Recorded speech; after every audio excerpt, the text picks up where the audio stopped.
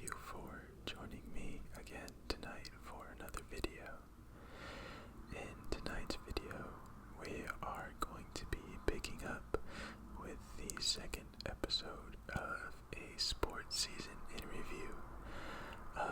On the last episode and the first episode of this, we did the 2024 MLB season review. And so tonight we're going to pick up with the 2024 NBA season review. I did get a little bit more detailed in the 2024 NBA season than I did in the last video, just because I wanted it to be a little bit longer than 20 minutes.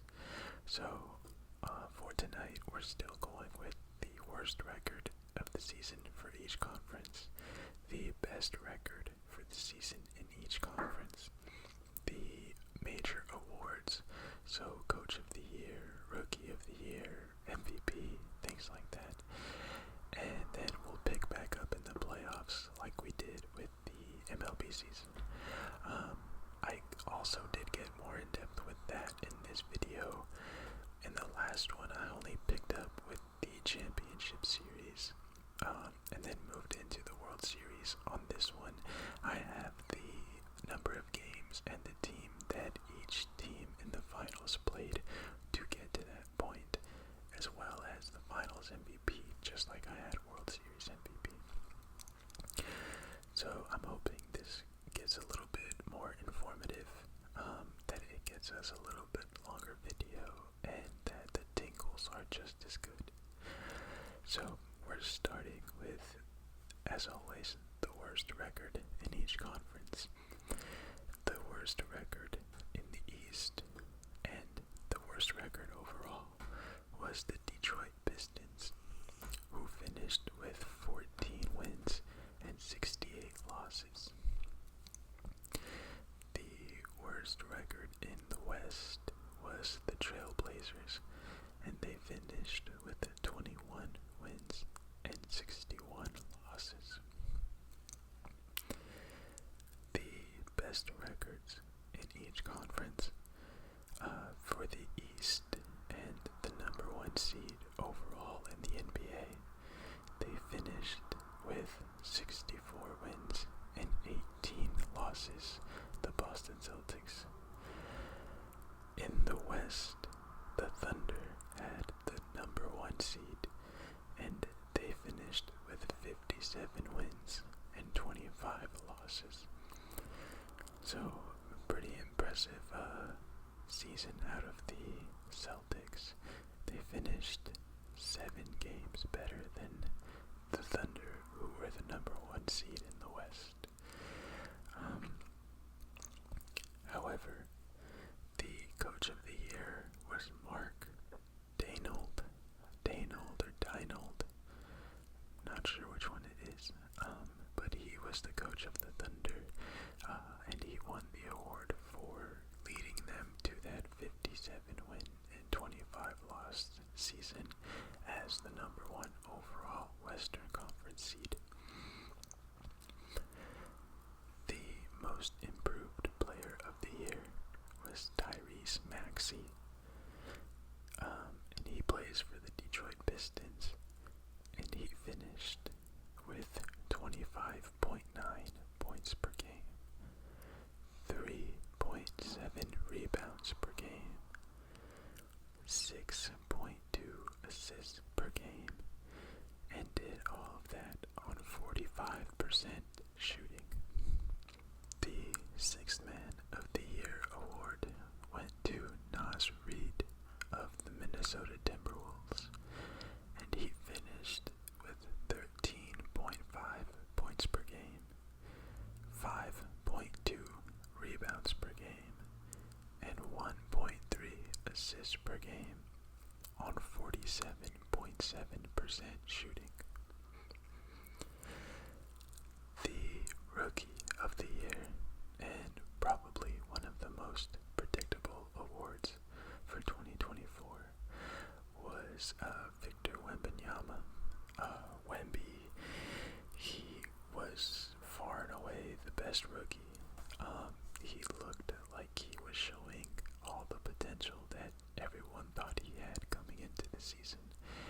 And he actually made it, I think, all the way through the season, right?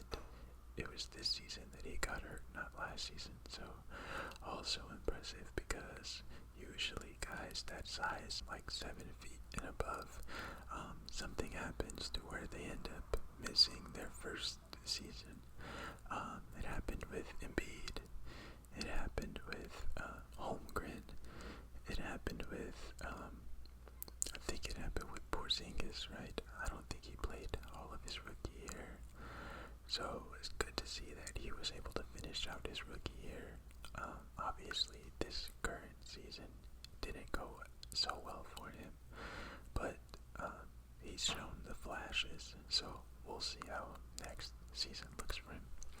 But he finished with a 21.4 points per game, 10.6 rebounds per game, and 3.9 assists per game on 46.5% shooting.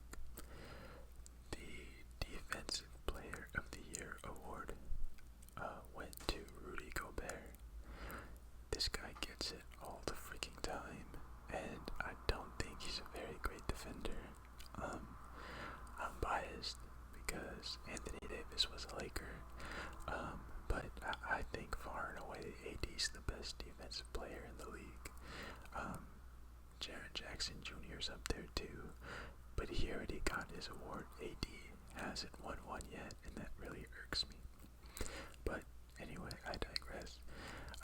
Gobert of the Minnesota Timberwolves won the Defensive Player of the Year award, and he finished with 14 points per game on 13 rebounds, 12.9, 2.1 blocks on 66.1% shooting. So efficient all the way around. It's not to say that he's not a deserving player. I just don't think he's a better defender than AD. But again, AD, you gotta play to be eligible for these awards, and he has been injured quite a bit, so I understand it. But peak for peak, I don't think there's a better defensive player than Anthony Davis. The MVP award went to Joker Nikola Jokic of the Denver Nuggets, and he finished with 26.4 points per game on 12.4 rebounds per game and 9 assists per game on 58.3% shooting. So he almost averaged a triple-double. He was 1 assist shy of a 25-point triple-double average with a 26.4 points per game. So that obviously a great season. He is probably the best player in the world right now. I won't argue that anymore. And he's kind of grown on me when he was killing us in the playoffs the last couple of years. I hated him. I hated the way that he shoots. I hated how slow he looks. I hated how unathletic he looks. But, I mean, that guy does everything on the court that you need him to do. And this past season, he kind of grew on me just because the Nuggets weren't really front runners. They were, they did well, but they were in constant battles. So it was nice to kind of see him have to lead that charge, and he did take a lot of leadership over the course of this last season. So he's grown on me a little bit, especially because I don't like the Clippers, and they played against them in the playoffs, so I was rooting for Joker. And I also, for whatever reason, I don't like OKC, so I was rooting for Denver against them as well. Because at the end of the day, Joker, you hate him because he's so good. So when it's not doing it to us, I enjoy watching him play. Speaking of Joker and winning the MVP, he was on All-NBA First Team for 2021-22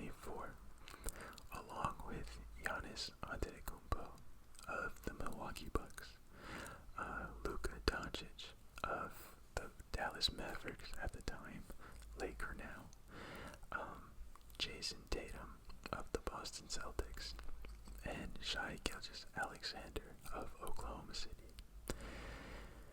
All-NBA second team was Kevin Durant of the Phoenix Suns, Kawhi Leonard of the Los Angeles Clippers, Anthony Davis of the Lakers at the time, Jalen Brunson of the Knicks, and Anthony Edwards of the Timberwolves.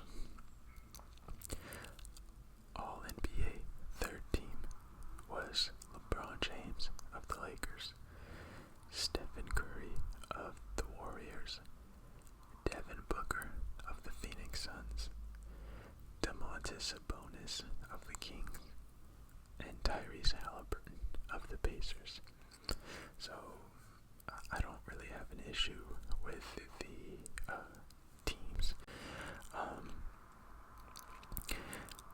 I'd say it pretty much adds up for the time. My own biases, obviously I'm a Laker fan, so I'm always gonna feel that AD and LeBron played at first team All-NBA levels, even when it's not the case. My vision is skewed. I also have a big bias for Devin Booker. Devin Booker is my favorite player in the league, not on the Lakers. Devin Booker is the one player I would want the Lakers to go out and get in my fantasy, and Devin Booker is my favorite player to watch. I love the way that he plays the game. I love the fluidity that he plays the game with. He's never off balance. He's always under control. He always has the same stroke. He never looks like he's had to change his shot or move his shot. Every time he shoots the ball, you could take one picture and make 1,000 copies, and you wouldn't know if it was that shot or 100 different shots. I saw a comparison a while back ago of him, and I thought it was very interesting, and it's true, although I have biases for that too, which is that for a lot of people, they compare Devin Booker to Kobe for obvious reasons. Booker, huge fan of Kobe, the whole be legendary, signing the shoes, wearing the Kobe's, all the stuff everybody knows. It's well known that Devin Booker's favorite player was Kobe. Kobe was my favorite player of all time too. So I did like to draw that comparison, especially when people would say that Booker has a knack for putting the ball in the basket the same way Kobe does, where the fadeaways, the turnarounds, the getting to your spots, the stroke, all of it, the clutch gene. The first example that people had was in the bubble in 2020 when he hit that game winner, and they showed that the edit of Kobe coming out of his body or standing over him after he hit that buzzer beater. So I was all for it too. My favorite player currently, my favorite player of all time, similar games. But the comparison that I saw that I actually agree with, though I wish I didn't, is that Devin Booker has a game very similar to Ray Allen. I think that Devin Booker is better at creating his own shot than Ray was, at least at this point of their careers, because I know that prime Ray Allen on the Bucks was a problem, and he was very athletic, could jump out of the gym the same way Booker could, and could create his own shot. But after 10 or so years in the league was when Ray Allen really created that repertoire for himself of being such a clutch and consistent shooter, more so off ball, with his off ball maneuvering of the screens, getting to his spots and finding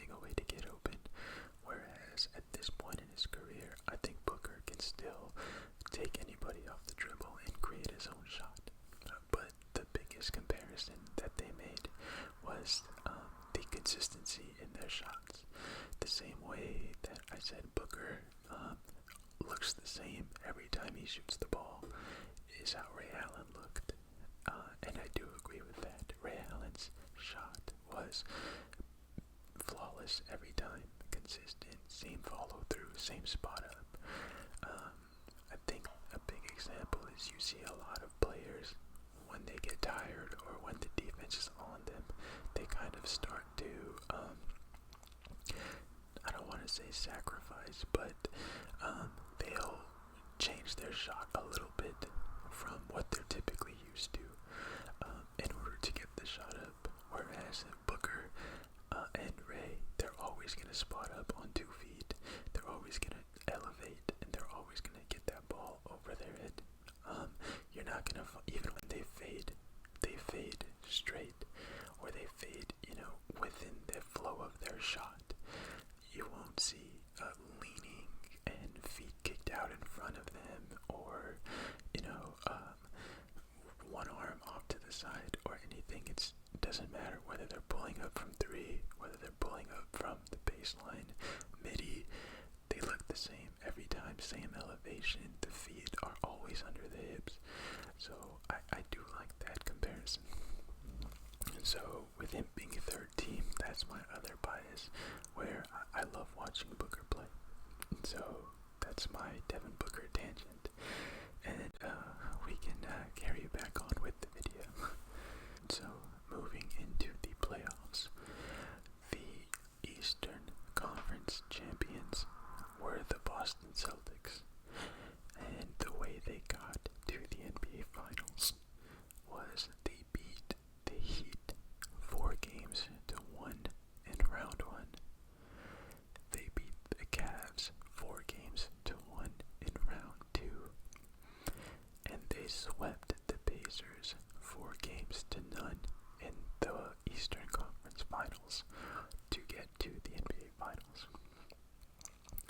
The Eastern Conference MVP was Jaylen Brown, and he finished with 23 points per game, 5.5 rebounds per game, 3.6 assists per game on 49.9% shooting. So, pretty impressive. I'm a Lakers fan and a Celtics hater, so I have to say the joke of Tatum didn't win it. So how good is he? No,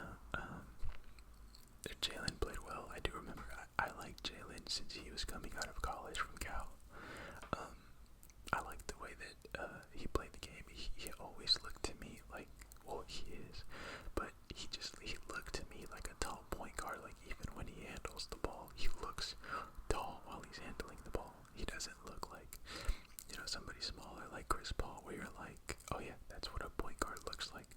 Jaylen looks like a shooting guard or a small forward handling the ball, but he still has a good handle, at least on the right side. I know the joke that he has no left, but since I saw him in Cal, I liked him.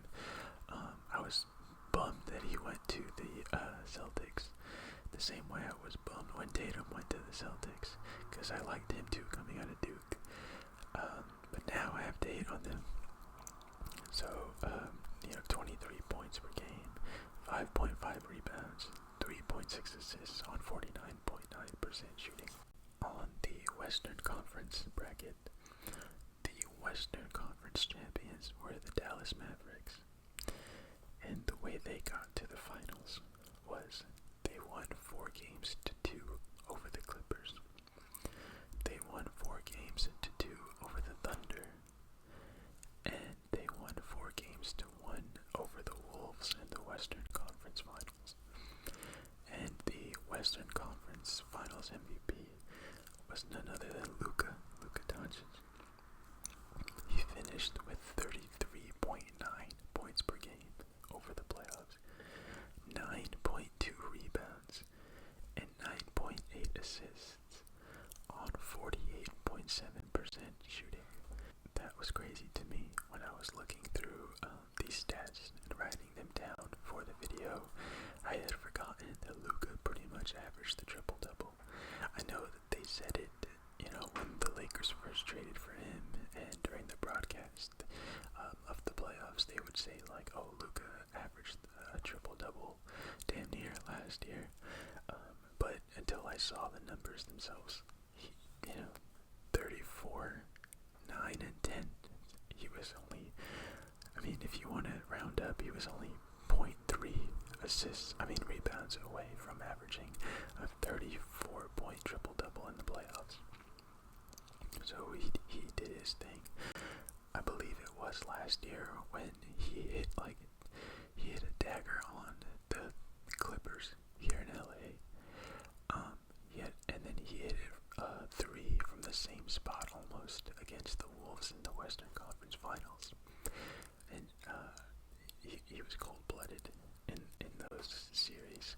And throughout the whole playoffs, that was the Luka that, when I see the highlights of him on the Lakers for this playoffs, he got his points, and he played well, but I feel like Luka in crunch time last year was a different animal than what we got, and I know he was injured and still getting used to being on the Lakers, and I'm sure he was still dealing with emotional stuff, and he was also trying to get back into game shape, so I don't knock him too much. I'm not mad at him. He still averaged like 30. But you could see this season 2025 in the playoffs against the Wolves, that he would light up the first quarter and then would kind of taper off every quarter after that. Whereas last year, 2024, during that finals run, he was, daggering in the last 2-3 minutes the whole game. So I hope we get that Luka next year after he's played, gotten over the calf injury completely, and has some more time under the system with JJ and with LeBron. So those two teams met in the finals, where the champions were ultimately the Boston Celtics, which pains me to say. And they won 4-1 over the Mavs. And the finals MVP was Jaylen Brown once again. I was looking for their stats, and it had the same stats for Jaylen in the Eastern Conference Finals and the NBA Finals. So I'm guessing the stats that they provided were just his stats throughout the playoffs. But I'll say them once again. 23 points per game, 5.5 rebounds per game, and 3.6 assists per game on 49.9% shooting, so basically 50%. So the Celtics knocked them off in 5 games. When I was looking at this too and checking on the bracket, their records were different as well, obviously. The Mavericks lost 5 games before they lost the 4 games in the finals. So they finished 13 wins and 9 losses in the playoffs. The Celtics, they only lost 3 games over the whole playoffs. They really were a dominant team last year, as much as I hate to say it and as much as it pains me to say it. They through and through were the best team in the league, and I remember also when they made quick work of the Heat and then they were dominating the Cavs, I was like, there's no shot, there's no way. And then when the Mavs were making their run, I was like, as much as it's a feel-good story, I didn't ever have a good feeling that the Mavs would win the championship or that the Mavs would give Boston a run for their money. So once the Celtics made quick work of the Cavs, I knew that it was over. And then when they played Indiana, again, no disrespect to Indiana, it was just hard for me to take them serious at the time because they were so young and so raw. But Halliburton, now we can see he's the real deal. but at the time when I saw that Indiana made the conference finals, I was like, it's a wrap. So I checked out. I didn't follow the playoffs. I didn't care to watch the games, but I knew that they were dominating. But it's not until now, again, that they went 16-3 over the playoffs. I mean, they swept the the Eastern Conference Finals. The supposed, climbing the ladder of more difficulty. It almost got easier, or at the very least, stayed the same. 3 of the 4 series, they won 4-1. So it was consistent dominance all the way through. And I hate to say it, but I have to give them their props. They earned it, they deserved it, and they did it last year. I might be more willing to admit that if Tatum wasn't so corny after they won. But hey, if Tatum were to come to the Lakers, I would switch, and I don't care how corny he is. So I gotta set that bias aside. So, ending with that, we went over the worst records in the league, the best records in the league, the rookie of the year, coach of the year, defensive player of the year, most improved player of the year. We went over all 3 All-NBA teams, and then we picked up in the finals, or in the playoffs leading up to the finals. And, looking back on it, I obviously pointed out a couple of things that stood out to me that even over the course of this last year, I had already forgotten. For one, it was the dominance of the Celtics throughout the whole playoffs. 2 was that Luka, obviously, I heard a lot of it during the time of how Luka played last year, but it didn't really click to me that he averaged pretty much a triple-double over the playoffs. And one more thing that I didn't mention while we were going over it. I said I was going to, but I forgot. Detroit finishing with the worst record in the NBA last season to making the playoffs this season. Quite a turnaround for them. I'm not too familiar with their roster. I could be screwing this up completely, but I believe Detroit is who has Cade Cunningham and one of the Thompson twins, right? They seem to have a good young core intact for the time being, and what a huge swing last year in 2024 to now 2025. So we'll see what this 2026 season brings for them. As I record this, the NBA Finals are still going on, so Detroit has already lost in the playoffs, but we still don't know who's going to be the eventual champion. So I'm curious to see, one, how the finals finish, and what comes from the finals heading into the offseason and free agency, and seeing what kind of team they can put together now that they know that they have a good core. So pretty impressive by Detroit as well. So those are some things that stood out to me over the course of taking these notes to report back on the video. So I hope you guys enjoyed. I hope it was relaxing. I hope that I didn't talk too fast, or that the numbers didn't bore you to sleep. But I guess if you fell asleep, that's a win, right?